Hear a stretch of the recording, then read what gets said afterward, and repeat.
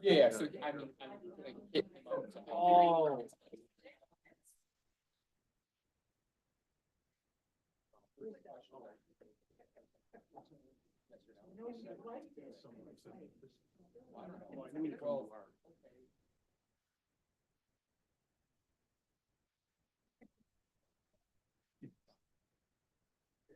There's other things.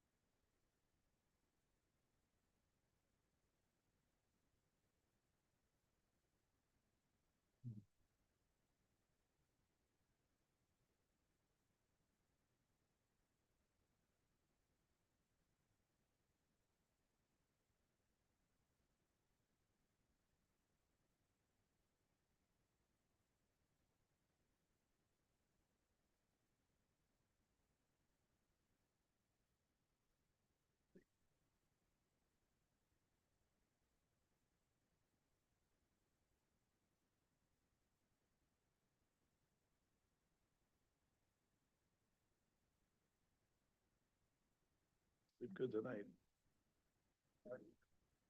All right, the time is 7 p.m. We'll call this meeting to order. Would everyone please rise for the Pledge of Allegiance? Pledge allegiance to the flag of the United States of America and to the republic for which it stands, one nation, under God, indivisible, with liberty and justice for all. Madam Clerk, can we have a roll call, please? Lasky, Here. Trustee Delapenna, Here. Trustee Domke, Here. Trustee Forsythe. Here. Trustee Lanisa. Here. Trustee Prokowski, Here. Trustee Trejo. Here. We have a quorum. We'll move on to presentation of the prepared agenda. Is there a motion to approve the agenda? So moved. Second. Any discussion? Seeing none, all those in favor, please signify by saying aye.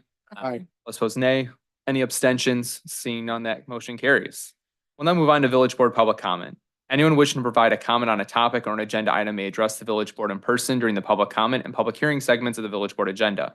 Comments will be limited to 3 minutes per person. The board also adopted the IML Civility Pledge, which states, in the interest of civility, I pledge to promote civility by listening, being respectful of others, acknowledging that we are all striving to support and improve our community, and understanding that we each may have different ideas for achieving that objective. Madam Clerk, do we have anyone submit a public comment participation form in advance? One in advance. Yusuf? Just please make sure to speak into the microphone for everyone at home and just state your name. Assalamu alaikum. My name is Yusuf. This is an Islamic greeting, which means peace be upon you. I'm here to hopefully clear a few misconceptions in hopes of us becoming less divided than we are today. In case some of you are not aware, a Muslim by definition is anyone who submits their will to God. If you are a Christian, the verse in Gospel of John, chapter 5, verse 30, might come as a surprise, where Jesus, peace be upon him, himself says in red letter, I seek not my own will, but the will of the Father which had sent me. Anyone who says, I seek not my own will, but the will of the Father which had sent me is a Muslim. Jesus, peace be upon him, was sent only for the Jews, but Jesus, peace be upon him, was a Muslim. Some of you might have noticed that Muslims pray by falling their face to the ground. Well, if you look in the Bible, in Gospel of Matthew, chapter 26, verse 39, you will find that Jesus, peace be upon him, also fell on his face and prayed, just as you see Muslims praying today. As a follower of Jesus, peace be upon him, when was the last time you fell to the ground and prayed, just as Jesus, peace be upon him, prayed in the Garden of Gethsemane? In case you're not aware, the word Christian came after Jesus, peace be upon him, was gone, when some of his followers went to the city of Antioch, modern-day Turkey, which was part of the Roman Empire then, to preach to them the oneness of God. This is when the idol worshippers, called called the followers of Jesus, peace be upon him, Christians. It is mentioned in the Bible in the book of Acts, chapter 11, verse 26, and the disciples were called Christians first in Antioch. So the name Christian was not given by God, not by Jesus, peace be upon him, not by any of his followers, but by the pagans of the Roman Empire. Prophet Muhammad, peace be upon him, said that all mankind is from Adam and Eve. An Arab has no superiority over a non-Arab, nor a non-Arab has any superiority over an Arab. A white has no superiority over a black, nor a black has any superiority over a white, except in piety and good action. I end with the following verse from the Holy Quran from Surah Al-Hujurat, chapter 49, verse 13, where Allah subhanahu wa ta'ala says, O mankind, indeed we have created you from a single pair of a male and a female and made you into nations and tribes so that you may get to know one another. Indeed, the most noble of you in the sight of Allah is the most pious of you. Indeed, Allah is all-knowing and all-acquainted. Thank you. Thank you. Do we have any other members of the public here today that wish to address the board? Yep, sir, if you don't mind, just come to the microphone and state your name for the record. Name is Ken Zidell. I live on Brandywine Drive, and I don't know if this is the right forum. I have a question regarding cutting down trees in the town. Is that something we can discuss here? Sure. This isn't meant for a two-way conversation, but ask your question, and if it's a staff thing, we can have them meet with you out in the hallway, or if it's something that you just want the board to be aware of, we can. Okay, well, hopefully you guys can answer. Somebody's here who can answer. I had two trees in my, what do you call the section between the curb and the sidewalk? Right of way? Parkway, right Yeah. away. Two trees, your public works group, came down the street one day and chopped them down. Asked them why, they said it was dead. So, I have a couple of questions. Why wasn't I informed they were gonna do that? So we are responsible for maintaining the parkway trees. So those are property of the village and whatnot. Another property So, of the village. we have a forester that goes through and inspects and, for disease, deterioration of trees and whatnot. Is and- that your guy or do you have an arbitrist? We used to have that in-house. We now have an arborist that is employed through, Emerald, or Graft, sorry, Tree Care. So, what I will say is, and we'll continue to hear your questions. Our Public Works Director, Karen, Young, right there, she'll exchange information with you and we can kind of go through it. So, but we're right now in the process of also planting trees as well to replace those that have been cut down. So, Well, had I been informed you were gonna cut down the tree, first of all, during the summer it was fully leaf, so I don't see how they determined it was dead. But if they were gonna cut it down, I would have asked or hired an arbitrist to take a look at it for a second opinion, because those trees are healthy. They're dead, they're gone, or they're gone now, you cut them down. What's the process? I still have two stumps there, I have logs there. You replace that or you take, yep. So we go through a process to do grinding and whatnot. So, I'll let our Public Works Director kind of fill in. Yeah, so we have contractual and our in-house services, so they will be removing those stumps and also grinding them. And then we also are looking at reforestation throughout the community. So your location would be looked at for a future planting site for a new parkway tree. who pays for the new trees?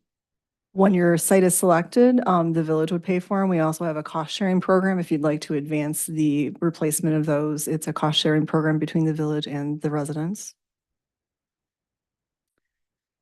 Correct.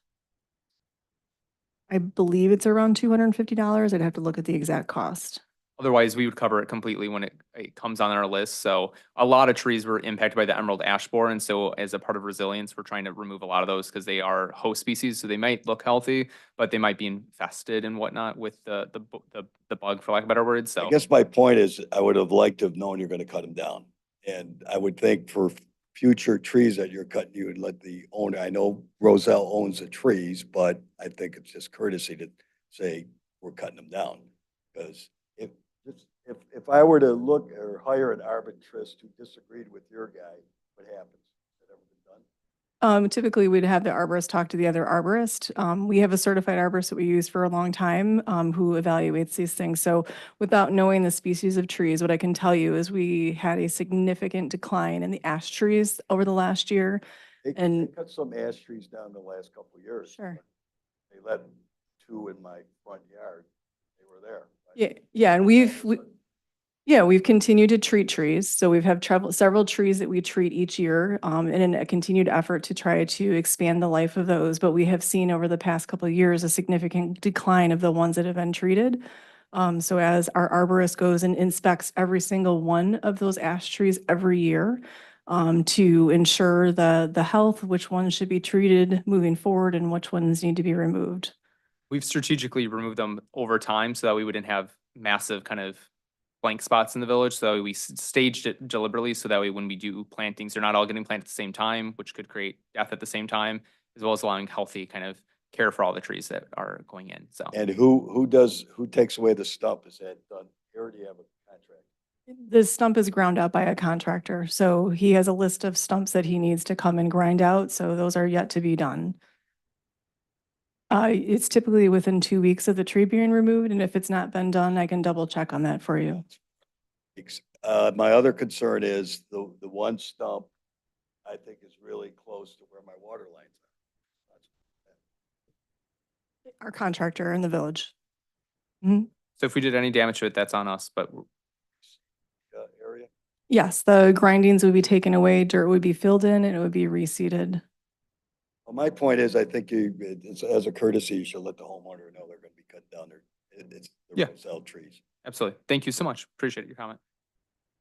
Is there any other members of the public that wish to address the board at this time? Seeing none, we'll continue on with our agenda. Under officials and staff reports under mine, want to first and foremost thank all of our veterans on this Veterans Day. I know it's been really great to celebrate those in our community with our Main Street Heroes banner program, and much more to come next year as we expand that to other areas in the community as well. So thank you. I also would like to ask the board for their input. We did receive interest from the sushi business, Umai, that has now occupied the former Crazy Crab location on Lake Street. They're interested in getting a video gaming license. Crazy Crab did have a gaming license before they closed, so we would make sure that they are up to the specs in our ordinance, but I want to get the board's temperature on if they would be open to granting that, should they come forward. Yeah. So. I'm good. All right, thank you. That's all that I have on my end tonight. Is there any village trustees that have a report tonight? Being none, we'll move on to village clerk. Village attorney, village administrator. We'll move on to unfinished business. First, we have the consent agenda. All items listed on the consent agenda are considered to be routine, procedural, informational, self-explanatory, and non-controversial in nature and will be enacted in one motion. There'll be no discussion of these items unless removed from the consent agenda. Are there any items to be removed from the consent agenda? Record show none.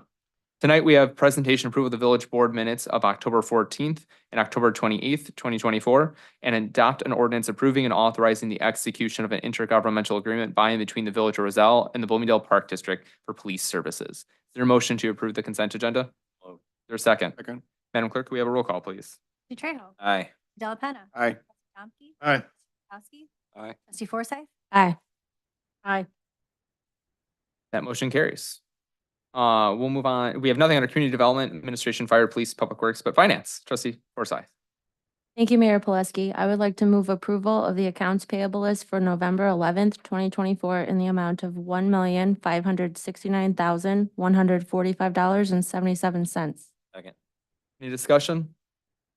Seeing none, can we have a roll call, please? Trustee Forsythe. Aye. Aye. Trustee Kowski. Aye. Trustee Della Penna. Aye. Lenisa. Aye. Trustee Domke.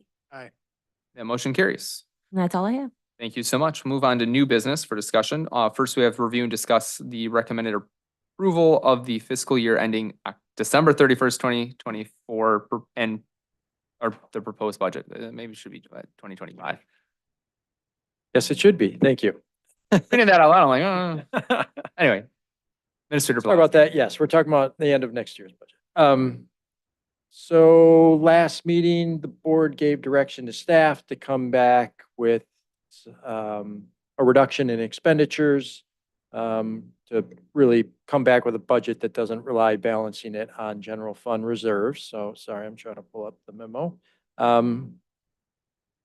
So before you is the scorecard. The scorecard includes this is really scorecard number 2. So it includes what was in number 1, which is pretty much everything but the general fund items. So highlighted on the scorecard as far as how we were able to reduce the use of general fund reserves was 1, showing the local tax, home rule sales tax at $240,000 per board direction there. So that's about 5% of the expected estimated home rule sales tax amount going towards general fund. We then reduced the IRMA charges. That's our annual, basically, insurance premium. We have access to some money there to reduce our expenditures based on investment returns. We'll have money as well available this time next year. So that comes up kind of annually. So that reflects a reduction in expenditures from an IRMA perspective. And then you can kind of see some scanning, some office equipment. We reduced the economic development consultant to 6 months. So that can be something revisited at mid-year next year instead of a 12-month term. And you see some of the other equipment, police, the portable truck scales, tire machine, weather machines, or weather monitors, the media blaster. By reducing expenses in the fire department, we then have some offsetting revenue that we lose because of how we charge the fire protection district. So that shows a little reduction in revenue. And then ultimately, police identified a protective vest grant that they'll go after for 600, or I think we're almost granted it as long as we apply for it at $695. So we're right at 0. The difference, all those numbers for expenditure wise, could be purchased mid-year or other time. They're all dollar amounts that I can approve at administrator. So as we go through the year, we'll keep, obviously, that's the dialogue going with the board around the overall budget performance and see if any of these items could in fact be put back in the budget.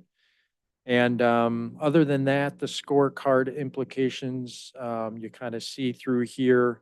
The IT one was previously shown there, but you kind of see some of the other amendments that reflect the home rule sales tax coming over that and how that impacts the general capital projects fund, as well as kind of the IRMA's charged across multiple departments. So you'll see reductions in the subsequent budgets there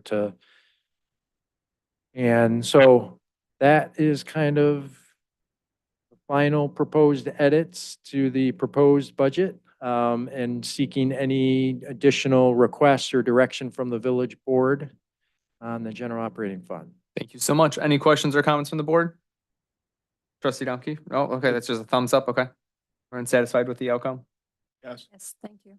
All right, December 2nd, then you'll have your levy, your formal budget hearing on that, and the adoption of the budget as well will be at that meeting. So thank you very much for the board's commitment to the budget process, as well as staff's work on ensuring we present the board with a desired balanced budget. So Thank you so Thank you. much and appreciate all the efforts that staff put into it. So always a fun exercise to go through and even more fun to watch where the year shapes up. So we'll move on to the presentation of the banking services request for proposals. And so I'll have our Assistant Finance Director, George Pappas, present. All right, thank you. Tonight, I'm going to go over the RFP process we conducted for banking RFP services. A little bit of background here. We currently bank with Associated Bank. We've been doing that since 2015. So based on Associated Bank's been meeting and exceeding all of our expectations for the past 9 years, but due to the longevity of that relationship, it is prudent that we go out for RFP to ensure that we're getting the best services at the best pricing. RFP was released to the public on August 30th and due on September 27th, which created a 4-week proposal period. It's good to note that we contacted directly 8 banks, both with brick and mortars here in Roselle, just outside of the village borders, directly, and then emailed them the RFP directly to ensure that they did receive it. Of the 8 banks that we sent the RFP to, 4 responded with proposals. Itasca Bank and Trust, located right here in Roselle. Pan American Bank and Trust, just south of us in Bloomingdale. Bloomingdale Bank and Trust on Lake Street replied, and Associated Bank, we're currently banking with, submitted a proposal. Staff reviewed the proposals and ensured they met the required minimum criteria of the RFP that we released. and compared those proposals for pricing and for various services and interest rates offered. I'm going to briefly go over the 4 proposals that we received. The first of those is Itasca Bank and Trust. Itasca did list as an exception lockbox services, which is an essential service that we require as the village. Lockbox services where residents mail in their water bill payments, their utility payments.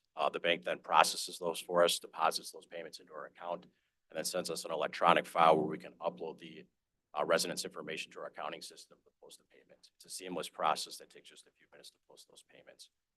So lacking that service, they were eliminated from this process. Pan American Bank was also eliminated. They lacked the municipal experience that other banks that submitted proposals had. They also had a slightly higher or lower interest rate than some of the other proposals that we did receive. They did quote us a interest rate of the Fed target rate minus 50 basis points. So the 2 last banks that are, let me back up for 1 second. One item to note with Itasca Bank and Pan American is that they both submitted proposals that did not have any costs associated with their services. Staff did analyze that very closely and compare that to their interest rates. The 2 other banks I'm going to get to here, Bloomingdale Bank and Trust and Associated Bank, had higher interest rates that did offset their fees. So that was taken into consideration when we did receive these proposals. So the last 2 banks were Associated Bank and Bloomingdale Bank and Trust. As far as from a service standpoint and completion of the RFP criteria, they were on equal footing. The 2 differences between those 2 banks was the costs that they proposed and also their interest rates. So after careful examination of both proposals, staff did go back to both banks and ask them to give their best and final for interest rates. Both banks did come up a little bit on their interest rate for us. As outlined in the memo that we provided, Bloomingdale Bank and Trust is proposing a Fed funds target rate minus 5 basis points, and Associated Bank is proposing the federal funds target rate minus 25 basis points. Bloomingdale Bank and Trust, a little bit better interest rate there. And then from a service charge standpoint, on average, Bloomingdale Bank and Trust is right around $2,300 per month, and Associated Bank is right around $3,700 a month. There's about a $1,300 difference, which comes out to be annually about $16,000 difference. Bloomingdale Bank and Trust again is coming out ahead when it comes to cost. So tonight, staff is recommending that we move forward with Bloomingdale Bank and Trust based on the fact that they've met the minimum criteria of the RFP. They have the highest interest rate that proposed. Banking fees are lower than our current bank that we're banking with, Associated Bank. I'd like to open up the meeting to any questions you guys have about the process or the proposals that we did receive. Thank you so much. Any questions or comments from the board? It's a 2-year, 2-year. Recommending a 3-year service agreement. Yep. I do have one more. This doesn't involve a debit card or a credit card because that's part of their services. We don't do anything through them.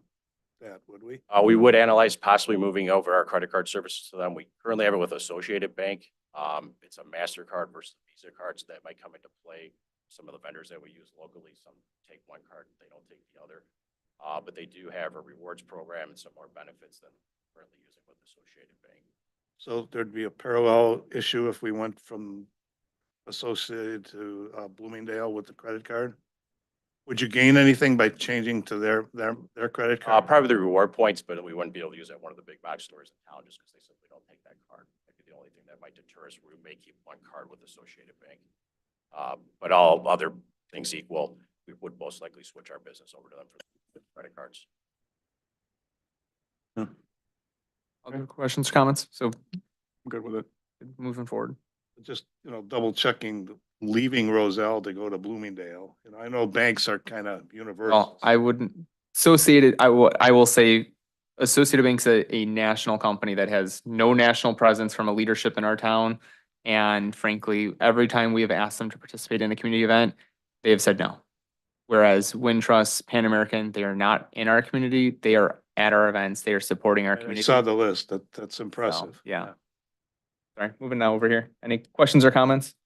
I think it was a good job. It was comprehensive. I think it was like, I didn't realize when I had heard about the, how long we've been with Associated, when they said it was 9 years, I was like, oh, wow, it's been that long. So yeah. I think- Time flies when you're having I fun, know, right? So yeah, I think it was well done. All All right. right. Thank you. Thank you so much. Moving along our agenda, we'll move on to the Planning and Zoning Commission's recommendations for the text amendments to the landscaping section of the zoning ordinance pertaining to tree preservation. So I'll have our Community Development Manager, Karen Bricks, presenting.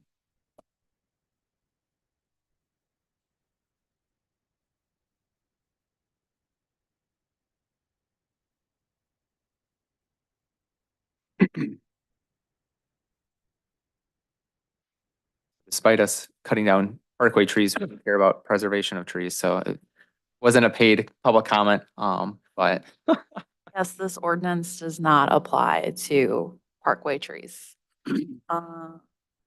Okay, so back in May, I just want to give a little bit of background. And back in May is when we last discussed this. So planning and zoning, considered text amendments at their October 1st meeting. We had a pretty, I would say for them, lively debate about the topic. And all the different facets that I want to go over with you tonight. And they recommended these changes by a vote of 4-0, so it was a unanimous recommendation. I know the subject is complicated and I'm not expecting a full recommendation tonight. I just want to make sure that I'm moving forward with what your goals and opinions on tree preservation are moving forward. So what I've done is I've kind of redlined the text of the ordinance because I thought that was easiest. It worked for Planning Commission really well and we were able to go through it fairly easily. So blue is new, red is removed, and then purple are kind of just my comments and notes.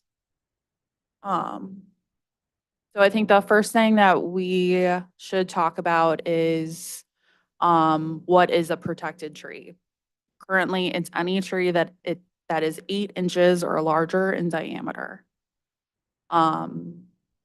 They had no changes. They didn't request any changes on that. That's a pretty common number amongst other communities. However, they wanted to add a tree removal permit. So any tree that is 8 inches or greater should require a tree removal permit.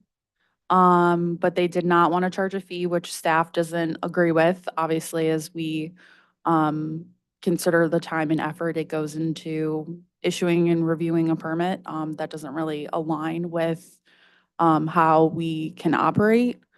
And they also decided that they wanted to require a replanting of 1 tree on the property for the tree that is removed. Once they kind of got into the discussion, they really decided that encouraging replanting was going to be really important. So this is what they've recommended. So again, staff doesn't believe the no fee permit is appropriate, so that may then affect how, if we choose to permit tree removal.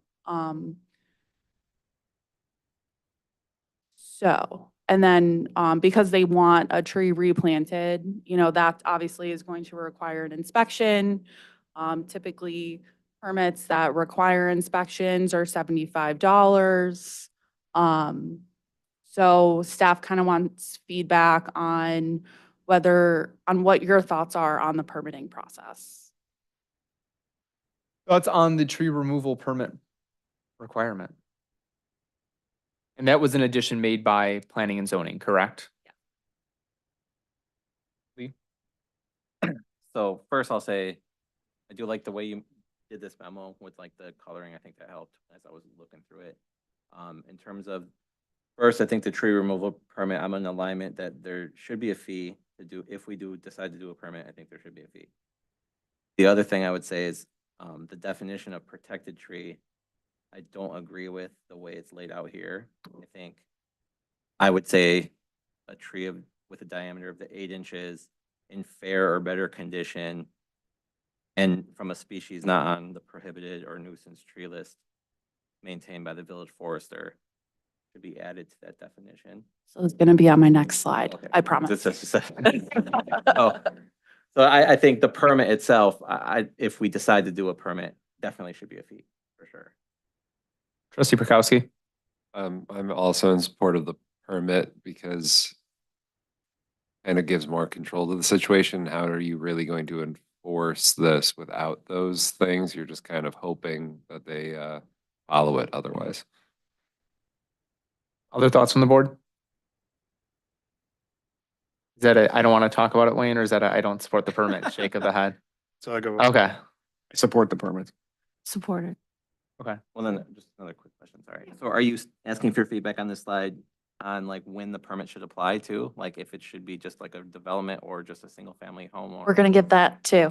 That's, I think devil's in the detail where I wanted to agree make with sure it. And I think, bypass that. yeah, I think we learned a lot from the chicken debate that I think we're taking each issue individually here and then we'll be able to circle back to make sure everything makes sense. Cause I'm with you. I think if we're gonna do any inspectional services, there needs to be compensation on our end to do that service. Now, when does it apply is a question that is very important because I don't think if you're cutting down a tree for your deck, you should necessarily, but that's, I don't want to steal your example or thunder. So it sounds like we have consensus on the, if you are, depending on when you have to get a permit, if you do need a permit, you should be paying a fee. Trustee Domke? What would be the inspection? So the inspection would be to make sure that they replanted a new tree. because And an that's what's appropriate 3-inch required. or better diameter, is that what it is? Yes. Okay. Don't get ahead because we can change that The logic. definition of 8-inch, I mean, we gotta get a pair of calipers and go around it. I mean, otherwise it's, So you, oh, that's 7 3/4. you can get the diameter by measuring the circumference. Oh, yeah, that's right. High, yeah, Oh, yeah. or the internet will do it. This is why there's a Oh. fee with it. Exactly. Figure it out. So let's go, it sounds like you have, if we have a permit, then we are supportive of a fee. So you've got that piece of it. So prohibited nuisance. Yes, so currently the ordinance just references a list of prohibited or nuisance trees. So, but didn't actually create one. So we have a list from the village's arborist, which is on the left side. Staff has reviewed it and is aligned with what they're requesting for prohibited or nuisance trees. So the main request, staff or the plan commission recommended adding the list to the ordinance itself. We recommend language that just says a list maintained by the forester so that we're not going through a public hearing process every time we want to add a type of tree to the list. And that it would be based on best practices. So this is where I wanted to speak on the 8-inch or that. No, it's this one. Oh, hold on. If you go back though, I'm probably the only one that's gonna count on this. I need to see Bradford Pear on that list.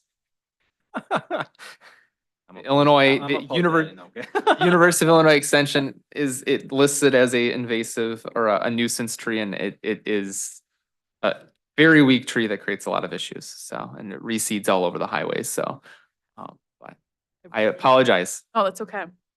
Yeah, no, can I? Yeah. Yeah, on this one, I mean, I think that's a good that you called it out, because A, is this the exhaustive list that we want? And B, I think it'd be good wherever they got the information from, like, to help us understand why these are nuisance trees. So even if it's just like a quick one-liner, that's. Yeah. I know like silver maples, I was doing some research and like Hoffman Estates said like they're susceptible to storm damage. So it's like, okay, that makes sense. So, and then double check David's recommendation though. I like Duly that noted. you're learning some botanical facts though, trustee. Sorry, I'm just, no. So, this gets back to Lee's comments about dead, diseased, prohibited nuisance trees. So currently the ordinance doesn't take them into account at all. So if you have a dead tree on your property and you're required to do a tree preservation and removal plan and do replantings, that giant dead tree counts towards your overall total of trees that need to be replaced. So we do need to add clarification to the ordinance about that requirement. If your property is filled with buckthorn, is it necessary, or buckthorn's a bad example because it's kind of a bush. But like if your property is filled with dead silver maple trees, do we want to force you to replant an equal number of trees? I think there's an interesting discussion there of whether or not that's disincentivizing someone from removing a dead tree on their property. but also if you have a large canopy of trees on your property, we want to encourage you to replant that in some way, right? If you have like 10 trees on your property, and they're all dead silver maples and you cut them down and don't replace them with anything, is that really benefiting the tree ecosystem as well?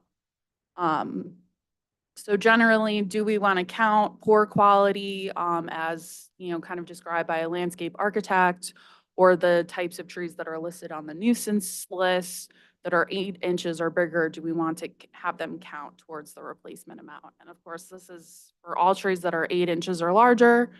7.45, you don't count. You can get cut down without any type of permit or plan. So.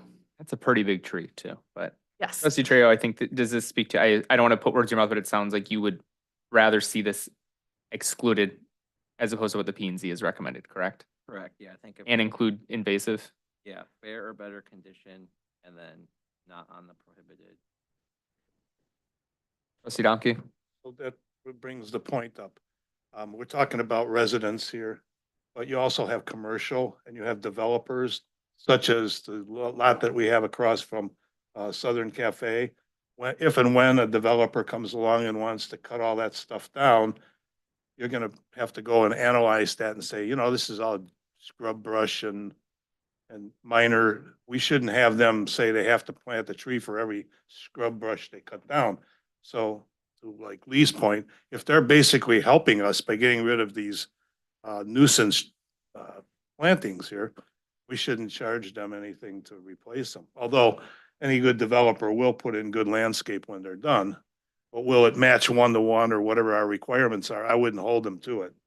That could be part of it. Well, I think there's a difference between, I think you're dealing with two different things. There's what's in scope and who qualifies for this to even go into effect. So that's another conversation that we'll get to later, but I think for now, what's in scope for who's impacted by it, it sounds like you're in favor of the language. Yeah, because they're helping us out. I mean. Yeah, if it's a scrub brush too, if they're just tiny, Not in scope. crappy trees in a Let's not take maintained it out of wetland. Taking out an ash tree for like $4,000 Right. out of their yard and it's diseased and you want to get rid of it, why charge them for tell them they have to replace it? I'm seeing some head nods. Delapenna, Trustee Lanisa. Yeah. Pierakowski and Forsyth. Okay, so we're gonna disagree with P and Z, as is our right and job to do, and we're gonna include that in the language. So. Here's the key part that everyone wants to chomp on to, Yes. so. So, the current ordinance as it's written requires anyone who's removing a protected tree, which again is 8 inches or larger. And now, not dead, or sorry, yeah, No, existing. okay, sorry. Yes, sorry. And they are required to prepare a tree preservation and removal plan. So it's basically your plat of survey, and it marks the location of all the trees on your lot, and it identifies how big they are, the species, and their condition.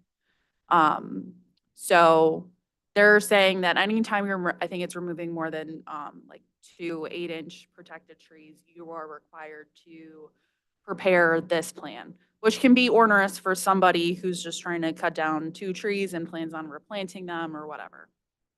So I recommended this to Plan Commission. They agreed to really clarify when this is applicable. So a tree preservation and removal plan would only be required if you're subject to one of the 2 following things. So a public hearing held by the Planning and Zoning Commission is required by the zoning code. So a special use, a planned use development, variation, any of those things where you're already going to go before P and Z and the board, you would have to, and you're cutting down trees that are 8 inches or bigger, you are required to prepare this plan. The other trigger would be site plan review. So this is something new in the zoning ordinance.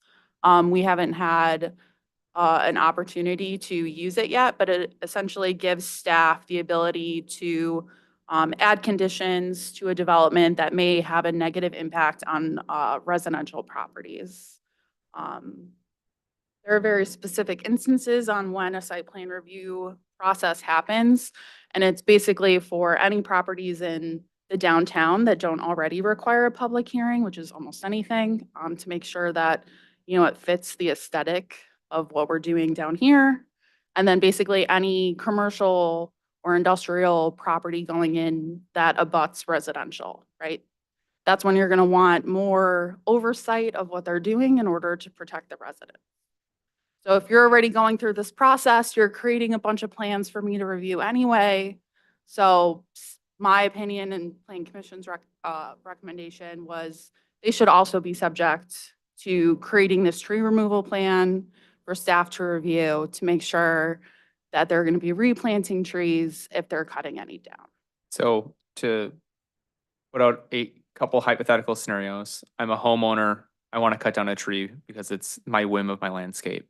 I don't have to do anything. I'm not doing anything new to my land besides just cutting down a tree. I do not need to submit this, correct? Correct. So if you're just cutting down one tree and it's 8 inches or bigger, you would right now, or as we've discussed tonight, just apply for a permit.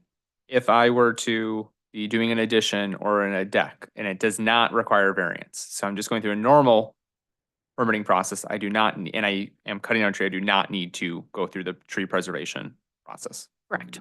But if I am doing a land unit development on a large parcel and I am going before and getting special permission, I do have to do that. Or if I'm going to do a larger addition or a larger piece of work on my property that requires a variance, it goes to P&Z, that's when it triggers it. Yes. Questions or thoughts from the board on that piece? So trustee Prokowski and then trustee Trejo. In that scenario with the deck that does not require a variance or an addition that does not require a variance, would that still trigger the permit Yeah, if the tree is 8 inches, you'd still have to get a permit to remove the tree. to replant another tree? If that's what you guys recommend, yeah. Or vote on or decide.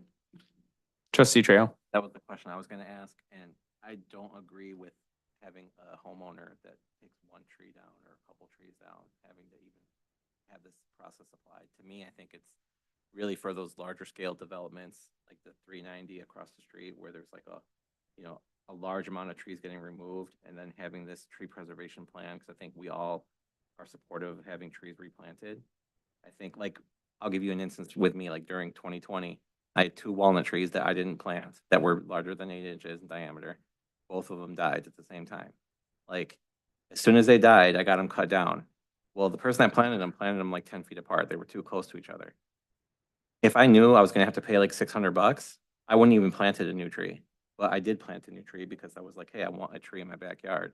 Well, So to me, we're excluding dead trees, so that's fair. But I'm just saying, like, I'm just saying, like, a permit in general to cut a tree down, to me, just seems a little onerous. I think if it's a lot of trees or a unit development, to me, I think that's more reasonable, but.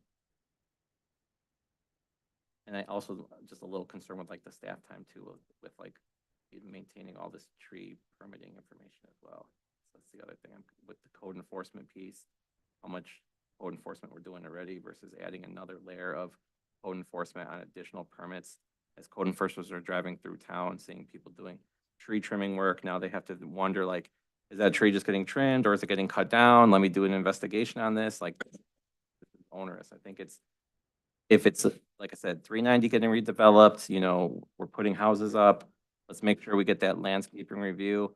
And I think it's good to have that process where the village is engaged to say, hey, these are the trees, these are the types of species we want. We want to make sure that we're engaging with that property owner, make sure that we're getting the species of trees that we want to be planted. So to me, I think it makes a lot more sense there. other thoughts or opinions? Trustee Domke. Question, so let's say I'm putting an addition on the building and I gotta take 2 trees down. Do I have to pay a landscaper for a professional plan for my site? Or can I just draw one up and submit it? So, if you're not getting a variance to put up your addition, then no, you wouldn't need to get a landscape. Let's say I have to get a variance, okay? Do I have to get it a professional plot? Or can I just draw in the new trees that are gonna be there? So if you're doing a variance, you would be required, as the Plan Commission has recommended, required to get a tree preservation and removal plan, which is usually prepared by a landscaping company. Which is buku bucks. Well, they're not as cheap as me doing a little drawing.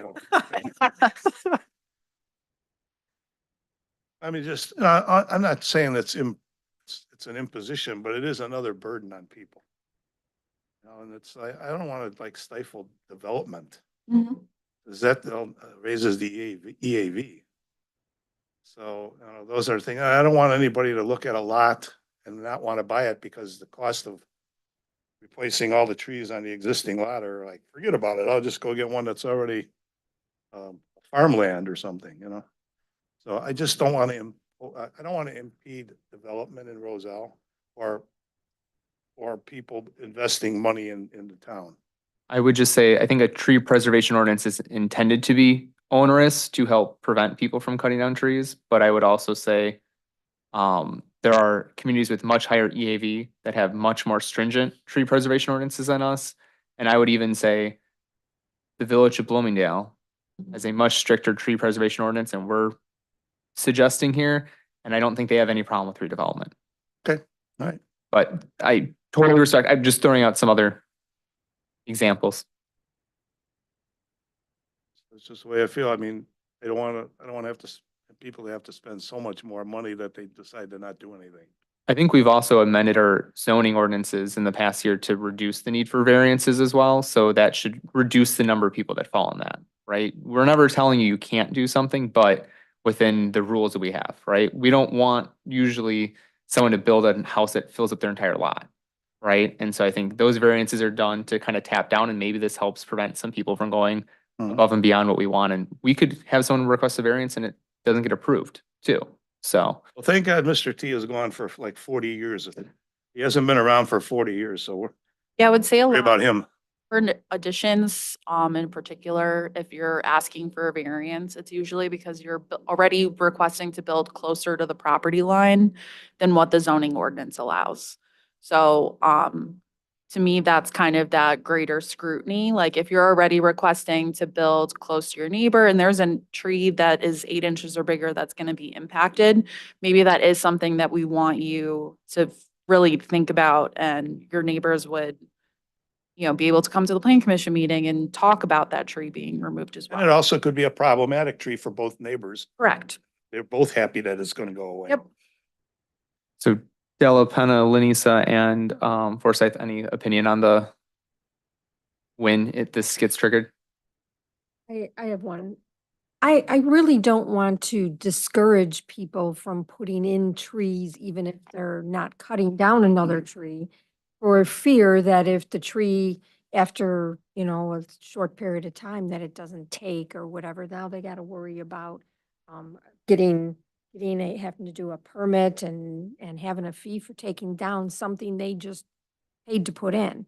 And so I don't know if there's exceptions to this whole thing, but I also don't want to discourage people from adding trees, even if they're not removing something for fear of what the future holds. So are you more in favor then of continuing to keep the requirements for the instances where a tree preservation plan is required? And then as trustee Trejo has kind of suggested, not require the permit for just a one-off homeowner? Certainly don't want to Okay. have it on the one-off homeowner.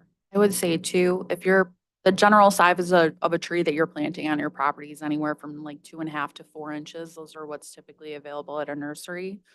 The ordinance doesn't get triggered until it's 8 inches or bigger. So that's going to take, it's not going to be like the next growing season, it's 8 inches. So that's going to take several years. So it's not like you know what I mean? Otherwise you wouldn't need a permit to remove a 4-inch tree or something like that. I'm okay with the recommendation as listed, the original one. For the tree preservation ordinance piece, and then are you also in favor of what trustee Trejo is proposing where we don't require the permit for? The one-offs? Yes. Yes. Okay. Trustee Forsyth? With both top, okay.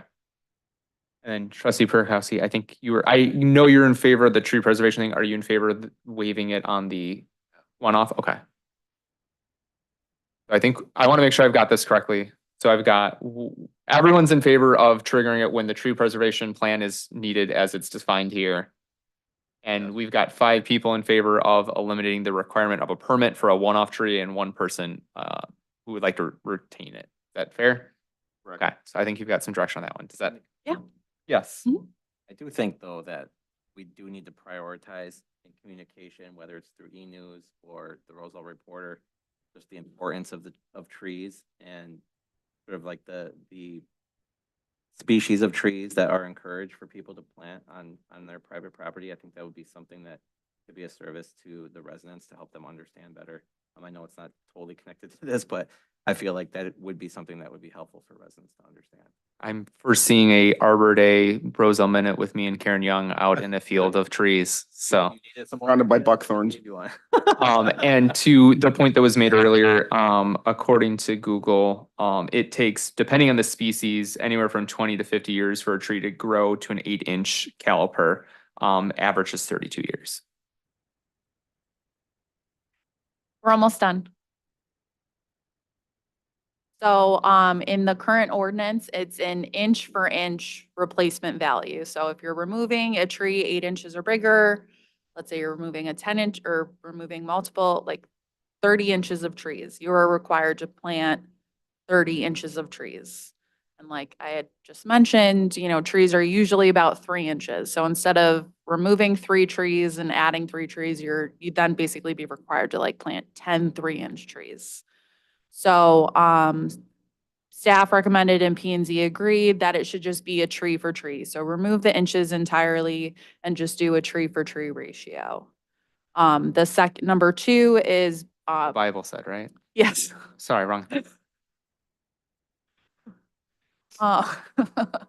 The bullet point number 2 is basically, penalizing someone for removing a tree that was designated for preservation.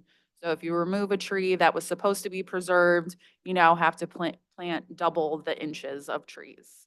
Staff doesn't feel that that's necessary or important if you're already removing a tree, you know, in violation of the permit where you submitted a tree preservation and removal plan. We have code enforcement, we have adjudication for that. People don't need to be penalized to make them plant more trees. So staff is recommending changing the language to also just equal a 1-to-1 total to make sure that if people do remove a tree that they were supposed to keep, they are required to replant another tree to replace that.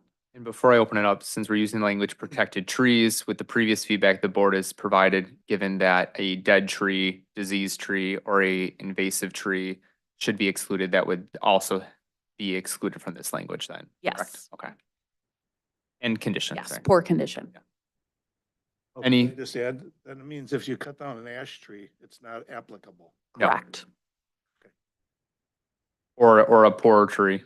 Yeah, so really it's about protecting nice, large, healthy trees. So any thoughts on switching from inches to a tree for a tree? I mean, it would be silly putting 10 trees up in a lot that's maybe a quarter of an acre. Oh, that'd be somebody else's nightmare. Yeah, tree for tree makes sense. So then that kind of speaks to the fee in lieu aspect of it. So fee in lieu would get triggered more if we were doing inches for inches, because obviously if you only had 3 trees and now you're having to plant 10 trees, those trees are not going to survive being planted that close together. So people are probably going to take a fee in lieu option instead of having to plant 10 trees, right? So staff, we had discussed in May the fee schedule. So upon further research and P&Z deliberation, they recommended if people don't want to replant a tree on their property and they had to go through the tree removal and replacement plan and all that kind of stuff, they would pay the village an amount equal to our current contract for tree planting. And that would go into our tree planting budget line item, and we will be able to use that to reforest elsewhere in the village. So this year's pricing, depending on the type of tree, is $570 to $745, and that includes the tree and the service of planting. Any questions on the fee in lieu? In favor of the recommendation? That's the end of my slides. All right, anything, so to summarize what we have gone through, we, Didn't mention anything about 20% certain type of like? So that was on the tree for a tree at the bottom. Is that the way we would leave that too? I mean. some Yeah, so people- that some people number, Put those evergreens as an actual border to their lot. And I Well- just saw somebody do that just recently. So if I'm correct, it doesn't prevent you from putting in additional trees, but for the trees that you're planting in order to remediate the removal, you would only count up to 20%. So if you're gonna plant a hedge of arborvitae, then you could only count a percent of those towards On your, their own, when they're putting in new trees on their own, we don't tell them they can only put 20%.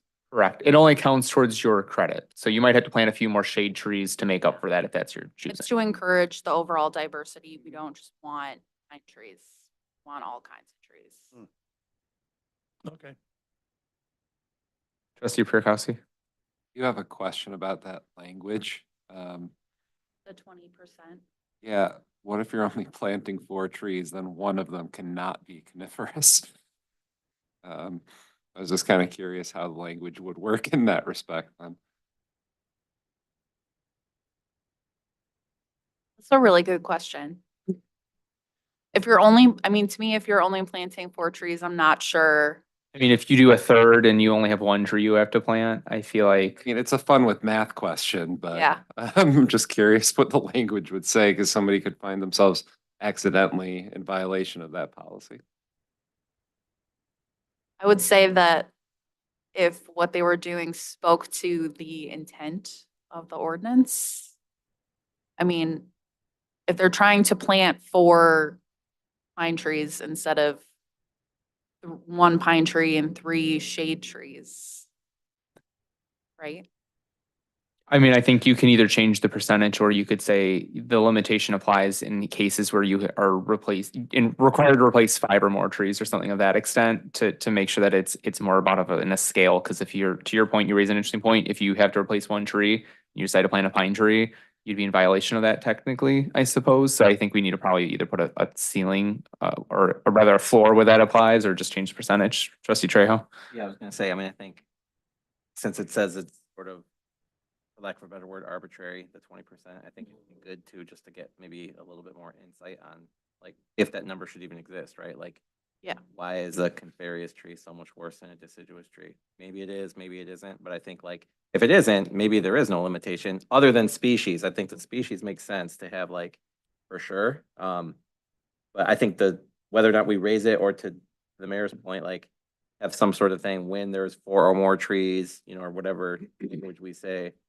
then 20% of them can't be, you know, coniferous. So I think that's the language I think is just needs. And yeah, I guess like, not to legislate from the dais, but I think we can talk to the forester maybe, or the arborist, and see, but maybe we, instead of having it be specific in this nature, we can say, we encourage diversity of tree and recommend that, you know, in cases where you're required to plant 5 or more, or whatever that threshold is, trees, you should have no more than 20% of a single species, maybe, and just leave it at that, so that way it promotes diversity in its entirety, because you could have someone who plants 10 Norway maples, and maybe that, you know, that's not good either to have them all the same too. So maybe we focus on it in a different way. So I agree. I think that I was looking earlier, the 20% is the arbitrary part. A lot of communities do have a limit on the number of coniferous trees that you can plant that count, just because we don't want people just filling their lots with pine trees or arborvitaes or something like that. So it is to encourage sort of a diversity. But I think 20% of a single species, that makes a lot of sense. we're gonna It's innovate. all kind of a It's gonna be the new fad of tree preservation ordinances. Any other thoughts from the board on a whole? Obviously, again, this will come back. This was a draft revision, and I appreciate the work that P and Z put into this. I assume, well, I'm not gonna assume, staff will provide us with updated comments, based on the conversation here tonight. And we'll be able to look at that and review that one more time before it goes for final action, so that we can make sure this is done, correctly and appropriately. So, probably coming back in early January is what I would assume, but Trustee Trejo? Just a question in general, in terms of, I know we talked about, you know, excluding single, you know, family homes that don't have a site plan as part of this. Like, have we heard from residents that complain like, hey, my next door neighbor just took down a, you know, 10-inch oak tree or something. I mean, do we get a lot of complaints to the village? So to me, like, when this initially put in by Tesca, I mean, we haven't had a tree preservation ordinance for 100 years. So to me, even having this, I mean, I think it's a good idea to have some like guardrails around like major redevelopments. I feel like, you know, this wasn't really a problem, but I just want to make sure that like, that is true, that we haven't really heard of like a lot of residents. I wouldn't say we have a lot of complaints, but it does come up. Especially like backyard trees that are providing shade maybe to someone else's patio or deck that are on another person's property. So it does come up every so often. I wouldn't say it's, you know, the top 5 complaints that we get, but it is something that we do hear about. Other questions or comments? My only question, clarification on requiring someone to replant when they are required to get a permit. So I think if I'm correct, 5 of the trustees were not in favor of requiring a permit for outside of the situation that we described where you need to submit a, Okay, so there would be no permitting requirement on that piece. So we would just be focusing on the need for a landscape plan when you're doing a variance, special use, or a site plan. Yeah. So focusing on the big picture, and maybe from that we can refine it, and that's something that staff can recommend coming back, but it sounds like the board's not interested in this time. So okay. Perfect. thank you so much. I think this is really well laid out and it helped foster a really good conversation. So Thank you, guys. appreciate it. We do have a second opportunity for public comment. Is there anyone in the public that wishes to address the board at this time? The record show none. Is there any other business for discussion only?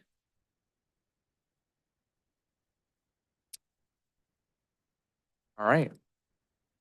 Then I'd like to entertain a motion to convene executive session for the purpose to discuss executive session minutes, real property, personnel, and collective bargaining. No final action will be taken, and we will be adjourning from executive session. Is there a motion? So moved. Second. Any discussion? Could we have a roll call, please? Trustee Della Penna. Aye. Trustee Trejo. Aye. Trustee Lanisa. Aye. Trustee Domke. Aye. Trustee Forsythe. Aye. Trustee Prokowski. Aye.